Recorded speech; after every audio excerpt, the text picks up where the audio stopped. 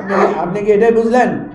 আমরা বলেছি বিচার, সংস্কার, রিকনসিলিয়েশন, ইলেকশন সবগুলো আমাদের লাগবে, সবগুলোই গুরুত্বপূর্ণ, একটা বাদ দিয়ে আরেকটা হবে না।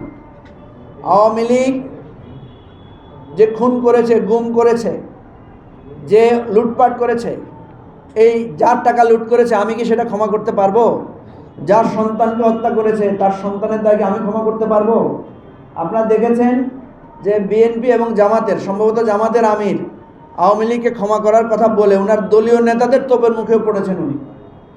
কারণ তারা বলেছে যে আপনি তো ক্ষমা করতে পারেন না, যার রক্ত দিয়েছে, যার সন্তান হত্যা হয়েছে সে তো ক্ষমা করতে হবে।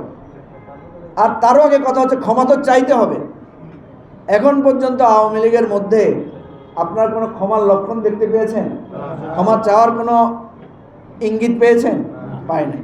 সেজন্য আমরা বলছি যে তারা যদি তাদের সুষ্ঠু বিচার এবং তারা যদি ভুল বুঝে ক্ষমা চায়, তাহলে একটা রিকনসিলিয়েশন প্রসেস শুরু করার ব্যাপারে আমাদের আহ্বান থাকে।